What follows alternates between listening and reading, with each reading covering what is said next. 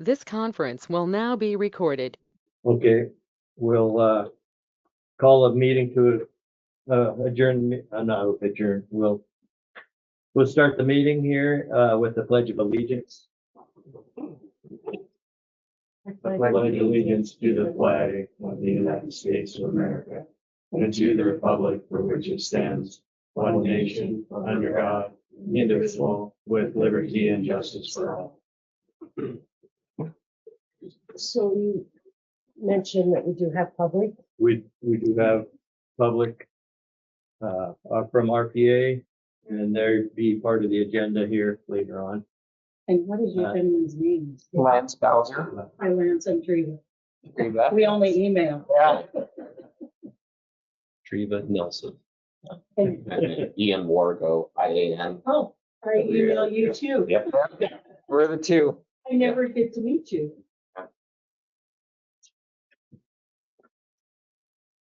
Okay.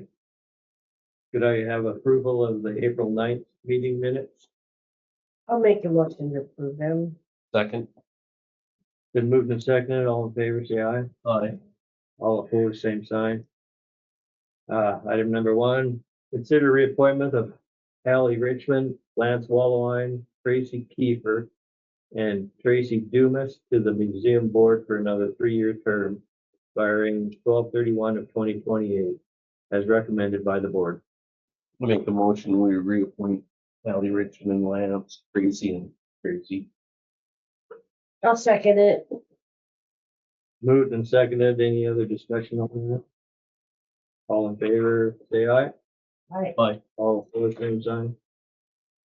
Item number 2, consider reappointing Don Apley, Donna Grant to the City County Planning Board for additional 3-year term to expire 4/1 of 2029, as recommended by the board. I make the motion, we reappoint John Apley and Donna Grant to the planning board. I'll second the motion. Moved and seconded. All in favor, say aye. Aye. All opposed, same sign. Item number 3, consider appointing Jason Hanson to the Northfield County Cemetery Board to replace Kenny Berthelot with a term to expire 12/31 of 2028, as recommended by the board. I make a motion to appoint Jason Hanson to the Northfield County Cemetery Board to replace Kenny. I'll second it. Been moved and seconded. All in favor, say aye. Aye. Aye. All opposed, same sign. Number 4, consider purchasing a 2000 CMI RS 650 soil stabilizer reclaimer for the road department. This purchase will be paid for out of the 40/50 fund. Yeah, so we were doing some checking and those things new run about $750,000. And used ones are around right at $500,000, but this one only has like 1,000 hours on it, and it's in Plains, Montana, and they only want 100. Lloyd talked them down to $140,000 for it, so I think it's a really good tool that we can use on the roads and stuff. So Yeah, I would like it stated in the minutes how much we paid for it, yeah, please. Thank you.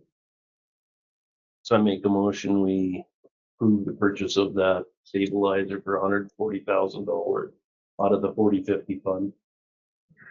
I'll second it.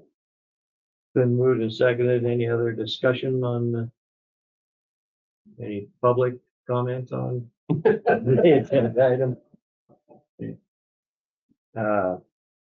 Been moved and seconded. All in favor, say aye.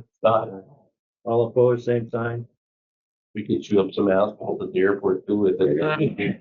It's like a, It's a carbide tip drum, foot drum. it's like Motor.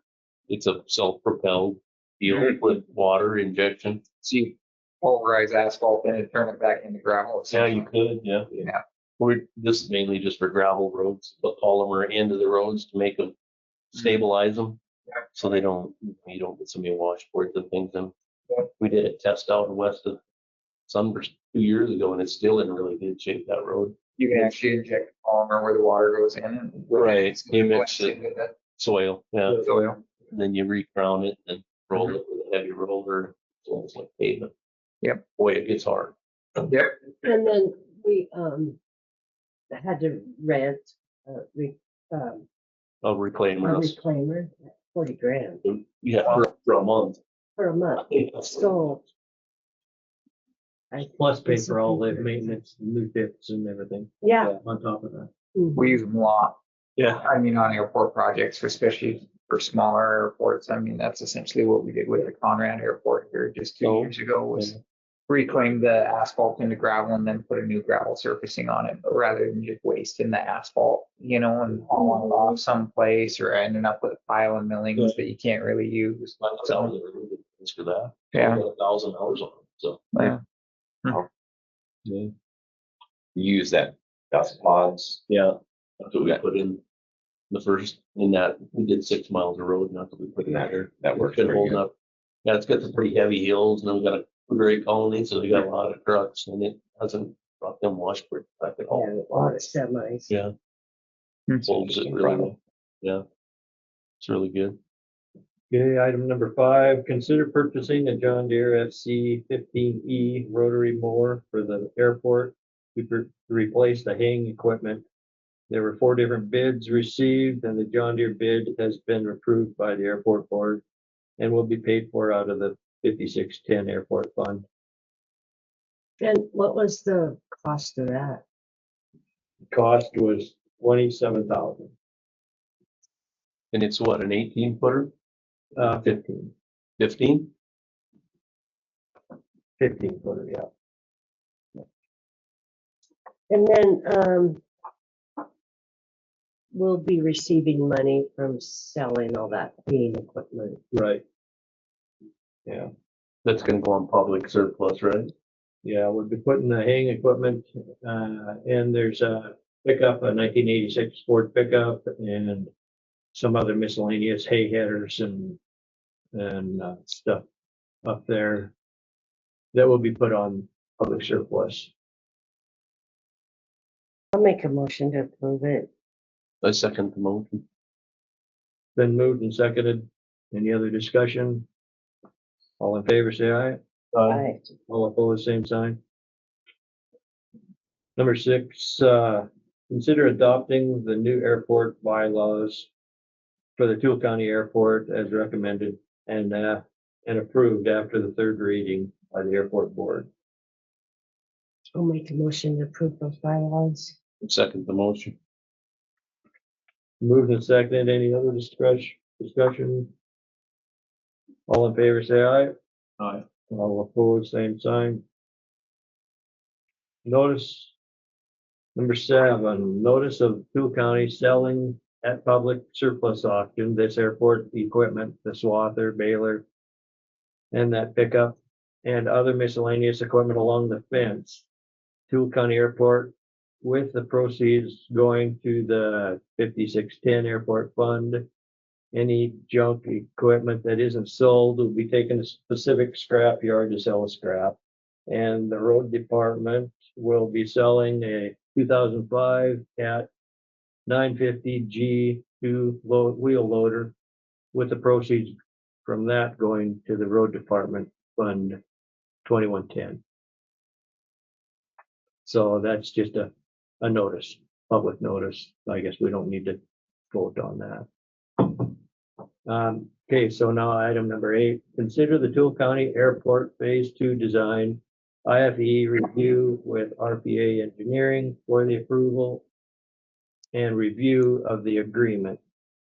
Record negotiations, task orders, grant application, and sponsor certifications. And we've got RPA go over that with us. So plans in.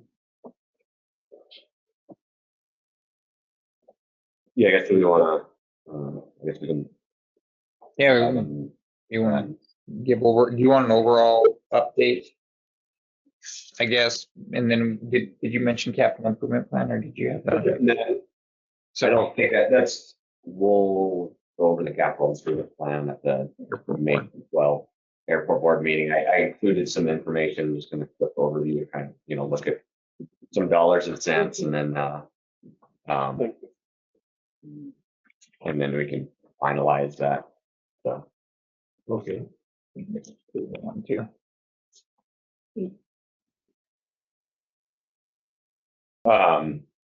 yeah, so when we started this project as well, multi-year approach to lead up to that goal. Rehabilitation project out at the airport. We did last year. We did preliminary engineering.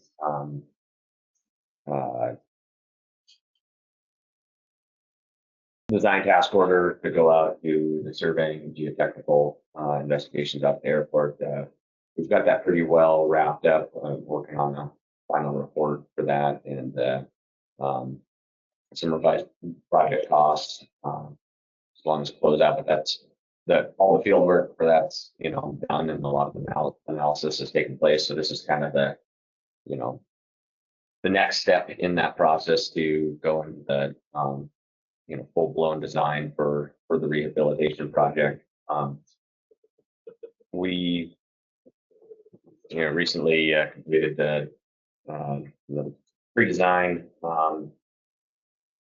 agenda with the FAA for this project, and kind of talked through our approach, confirmed funding. They have FAA has state apportionment funded for fiscal year 2027 for the runways and taxiways. Right now, it's depending on where the next spending package comes in. I guess it's whether or not we'll be able to redo the apron is kind of a question mark at this point. Based on the funding that we have right now, it looks like probably just a runway and taxiway project, but we've been told that in the past, and then they find some extra money and say, oh, you're out there anyway, go do this. So I guess We're pushing pretty hard on that. We'll just hope that one. Well, it just doesn't make any sense. You come out here with the contractor sets up a hot plant crusher and gets all the environmental permitting, and I mean, there's $500,000 right out the door, Right. to start the project essentially, right? So then we're going to come back and try and do an apron in 5 years. Like that's, I mean, in Helena where there's plants available, or Great Falls, and they're there all the time, that kind of makes sense. But it just does not make sense for rural locations where we're going to have large project that cost of scale economy is just massive. So we will continue to push them on that. But this design only includes the runway.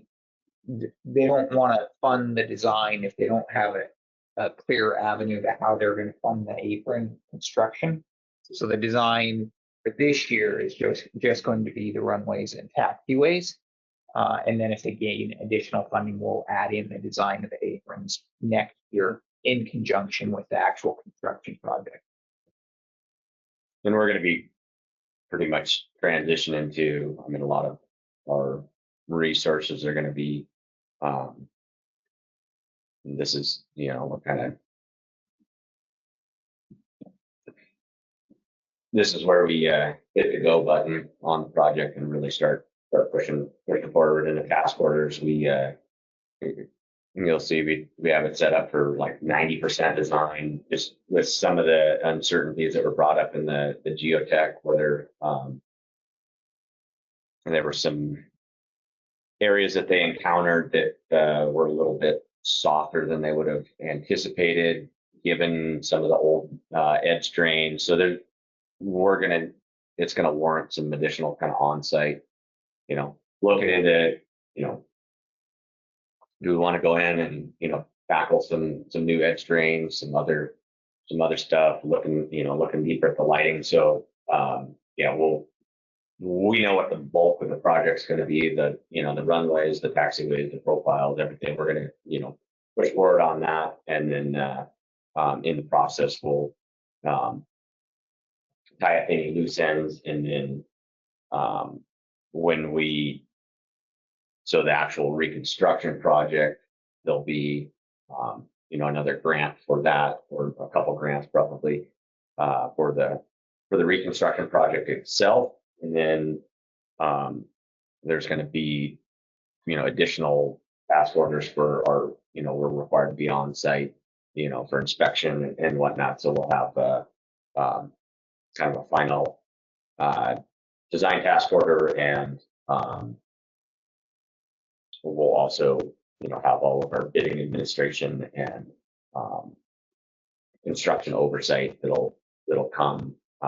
We'll be working on that making a hard push over the summer, and then getting everything set up for the grant for the actual reconstruction, and then that those final design task orders that go along with that. So yeah, I mean, a lot of this meeting was to kind of go over the stuff that's at hand. You guys just went out for reselection.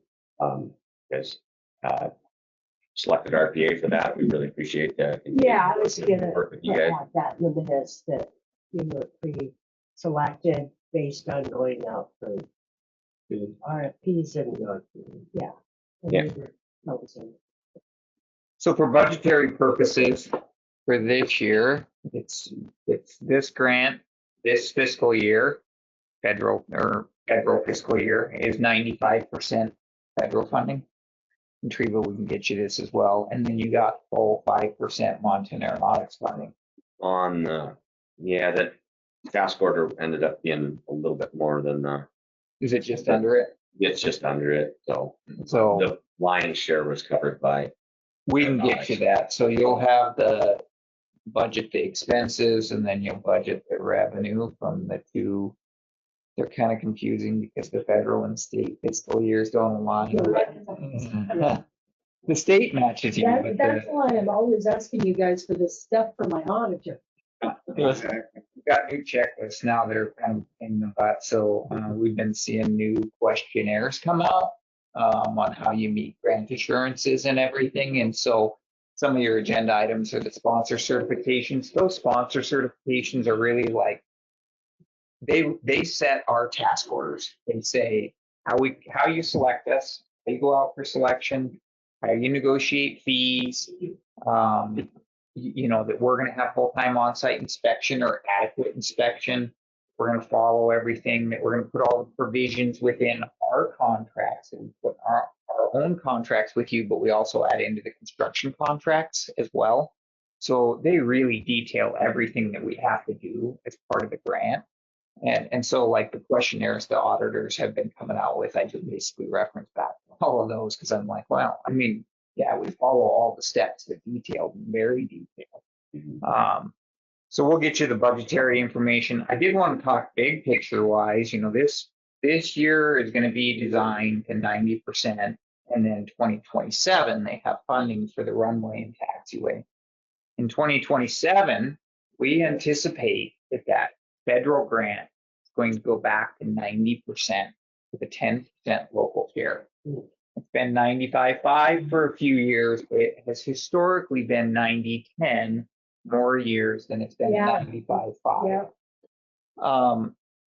So When it's 95-5, Montana Aeronautics has had almost enough money to cover the 5%. Yeah, sometimes it's 4.8 or 4.7 because they're like, oh, well, we don't want to give them all 5%. Let's give them 4.7 so that they have some funds into it as well, right? And then it can vary a little bit with bid prices as well. But when it goes to 90-10 on a potentially $8 million project, it's an $800,000 local share.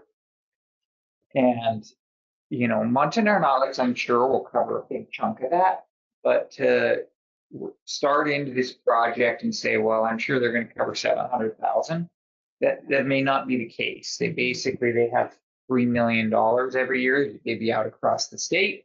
They take the applications they have in front of them that year and they distribute it. So if they only have 3.5 million in applications and they have 3 million in funding, your runway project will rank quite highly and you'll do very well. But we don't know that going into each year. My best estimate would be that you'll get at least $400,000 towards that $800,000 local share. But that still may leave, I think that's conservative. I really do, but I'd rather be conservative than the other way around. did have some apron costs in the CIP number, but I guess that is going to be like before the May 12th meeting, and it's going to be the big thing that I'm diving into with looking at what the geotech came up with, be running up the airport, taking a look at a couple other things and really trying to, dive into that budgetary number to, have some hard figures for you guys to, go over will be the goal for that May 12th meeting. And really, we just don't want to we just want to make sure that the big picture wise, if it's 400, is that way out of line with what you guys can reach, afford? Should we be looking, we just talked about not liking to phase projects with doing one runway and then 5 years later doing the next runway. But sometimes that just becomes reality because of funding and it's the way it is, both the federal side and the local side. So if it was a $400,000, and I think that's conservative. I would, if I was going to guess, it's going to be half that. But if it was a $400,000 number, is that reasonable, or does it just shock the heck out of you? And it's going to be a tough scramble. Loans are always an option as well through Montana Aeronautics. There's a lot more loan capability out there because a lot of people don't take loans. They're one half. How to do because I've been getting so much in share. They're one half the prime lending rate in your loan. So they're good loans that are available. But we just wanted to make sure that when we're going into design, we're not lining both runways and, putting a lot of expenses out there that then we can only end up awarding one runway for reconstruction because of funding restrictions. And then what do we do with this design that we just paid for? Right. Well, now that we, have an idea of what we need, I think we could probably. Yeah. Okay. Take that. And I think that's conservative, but I don't want to go I'd rather that be way. on that side, yeah. Tell you it's going to be 200,000 or 400,000, and we're sitting here in a year, a year from now, and we're Right. scratching our heads as to where the other 200,000 is going to come up. So Yeah, And that's if you a look good at heads up. And Thank if you look at your internal numbers, then we can, you can say like, we could reach this and it'd be very painful. We'd prefer to be here. We can definitely be here, and that can kind of influence us on the dollar amount in the way that we put out the bid package in a base bid plus, an additive alternate or schedules or what we can structure the bid package to, tailor it to what funding you guys have. We don't need to go in and just say all or nothing, and then we open bids and you're like, oh my gosh, that stretches us. We'll try to chunk up some of the stuff to where, we have a fallback to say, well, whatever. I mean, obviously bid prices that this was based off of was not in anticipation of a war in Iran and fuel prices jumping up and other stuff like that. So there's other factors that, we'll want we'll want to break things up regardless to just make sure that we don't, overshoot the target and put a bid package out that stretches us. But this would probably fall within your fiscal year 2028, more than likely. Okay. Because typically we get FAA grants like May, June, so we might have some of it that falls. We usually invoice up to 630. Yeah, A lot of times it's just our fees up to that point because the contractor, we may get them on board in May or June, but then they don't actually start constructing and start invoicing until after the June 30th. Falls right in the middle of Montana's construction season. So it's just, but typically we're on the far side of it. So it would be your fiscal year 2028, but we'll organize with you in advance of that next year. and I guess that's as far as talking about the timing of this. Our goal is to have this, as a bid package that's ready for spring of 27. It'll be interesting to see where when the state apportionment funding comes out, but the FAA for the last, 5 years, they've been, we're going to get it sooner. We're going to get it sooner for these major reconstruction projects. we have typically been pushing out product completion to like fall of 28, just because like if there's any bobbles, you know, if they're working on continuing resolution and there's a cut down or something, we don't give the contractor a go ahead until end of June. It really presses them to be able to get a project, the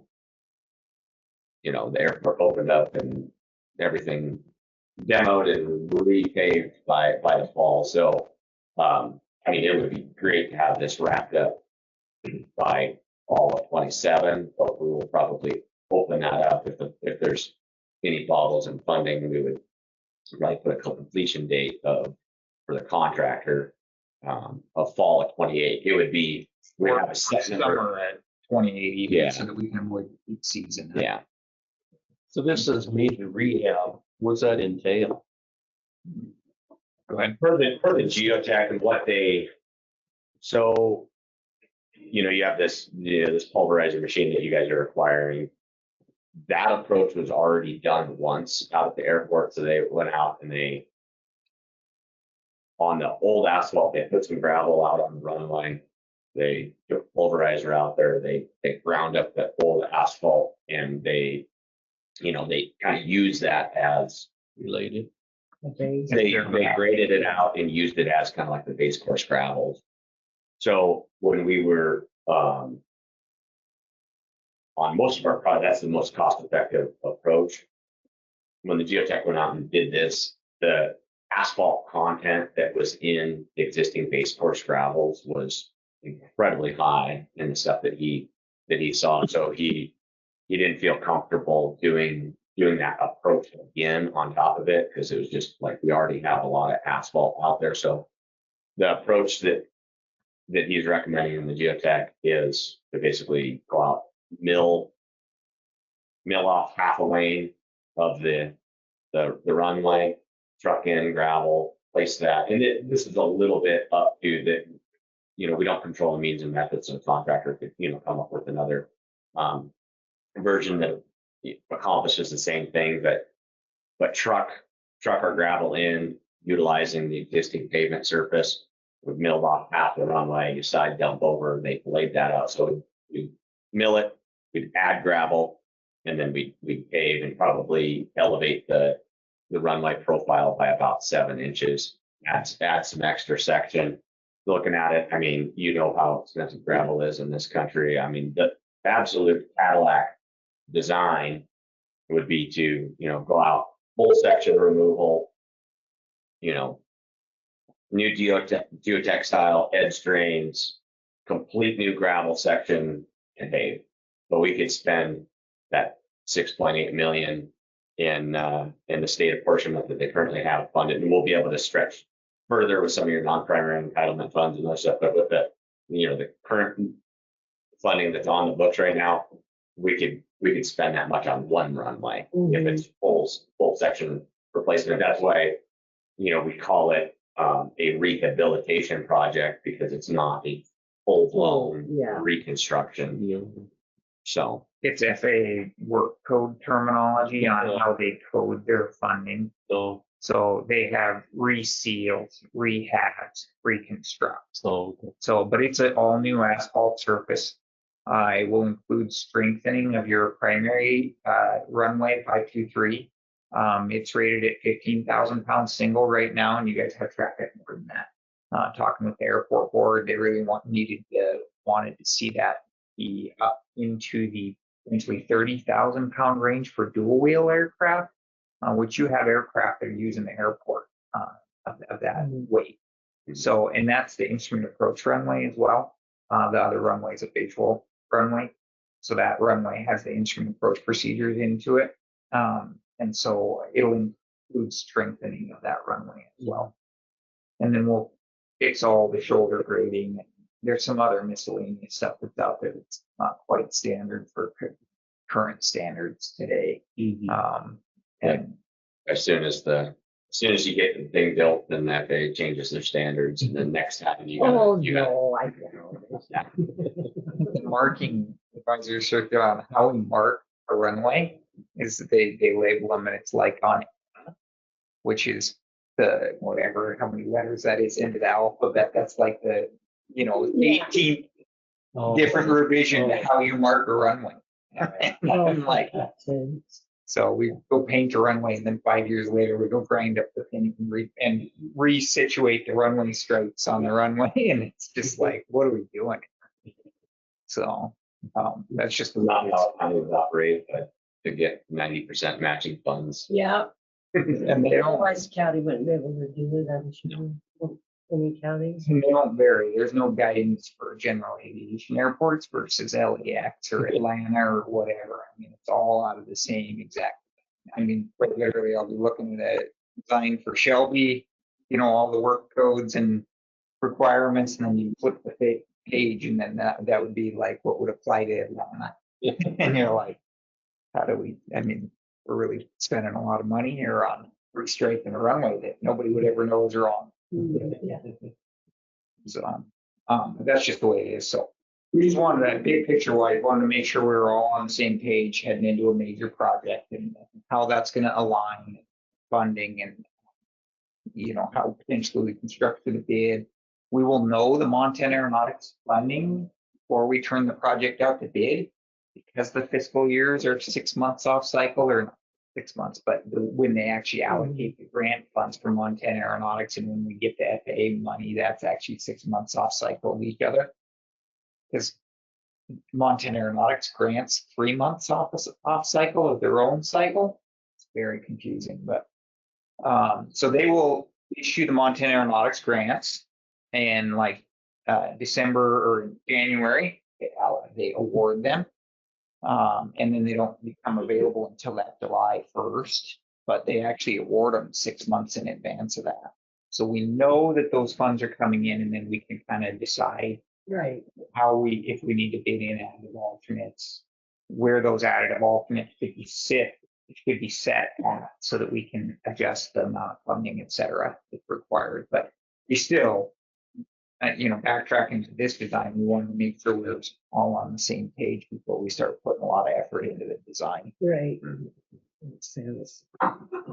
With that, you guys have the federal grant apps and all the sponsor certs. Yeah, so I guess the first item that I had kind of set on the agenda was the base agreement with RPA. And then you guys, for our task orders, we're required to go out for independent the estimates. IFE more summarily did that on phase 1. They also completed that on phase 2. So they emailed that back to you guys here a little while back, and then I apologize on the original email. I sent it. Looks like you guys have it, but I missed that attachment. But in there we have a record of engineering selection and contract negotiation that kind of outlines the backstory of when RPA was selected for base agreement and what task orders we're dealing with. So you'll see in there there's kind of a fee summary. These cost estimates aren't an exact science, so the preliminary engineering project that we previously bid more summarily was quite a bit higher than RPA, and then this next round, I think there was an assumption on RPA's part that we're taking this project a little bit further down the towards completion than what more summarily was anticipating. But you'll see on this next one, we were a bit higher than RPA overall. If you look at both task orders together, the IFE process through the FAA, they do an initial check to make sure that, hey, you're within 10% of your competitors, and this is reasonable. So, you know, if you look at this project as one project, we're 6% over them. Like I said, there will be another design phase will come up here, for, construction administration, bidding, all that stuff. So, I mean, I will probably, I would anticipate being under on the next one if we were over on this one. But, anyway, that's kind of an explanation of, where we get to, and that's the one that you guys need to feel comfortable with RP and all of this, and kind of the justification there. And then, I mean, if that all makes sense, then we, execute agreement, task orders, and then from the FAA paperwork side of things, we have in there actual grant application, and then the sponsor certifications to go along with that project. So,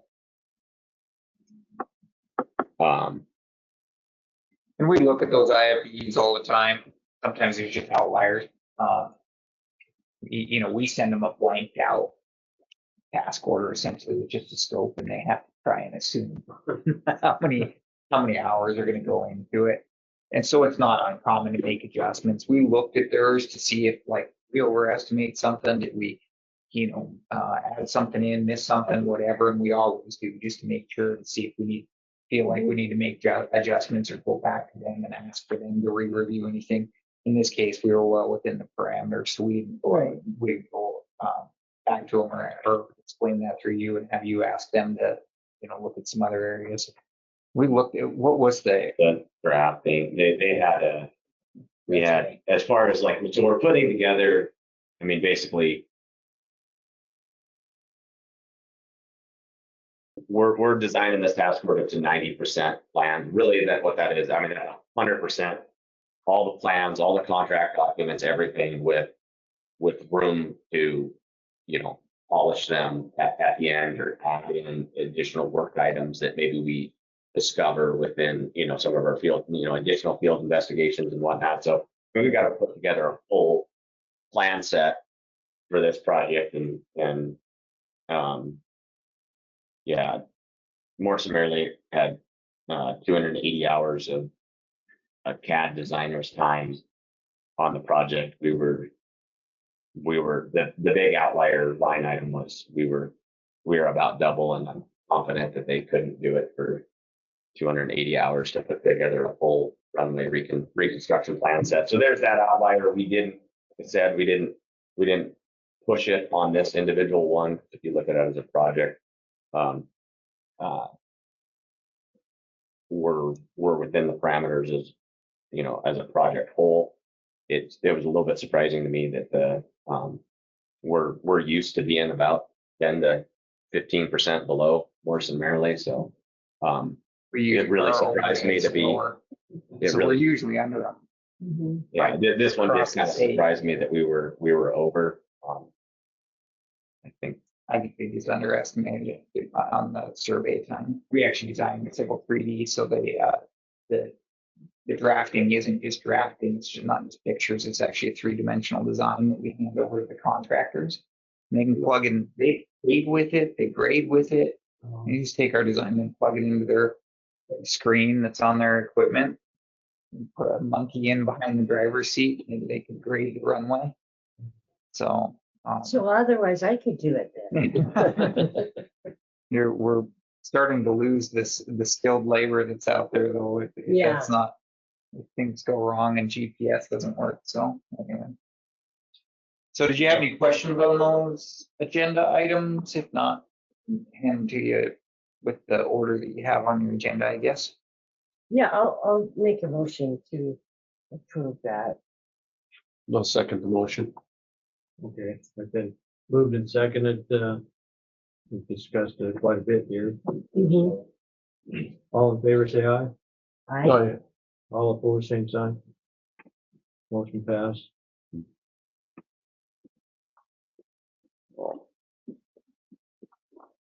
Did you have some of these others too? Yeah, so I have everything that I just have them in so there's this stack is everything that we discussed, but it's tabbed up for each signature spot. So I guess if you want to execute. This would be, I have an extra copy. It should be everything that you have out there, but Okay. I went through and Yeah. found all the 3,000 spots to sign. Okay. So, all right, we'll take care of that then. And, any other business for the meeting at this point? I don't have any. We'll adjourn the meeting then. Thank you. Thank you.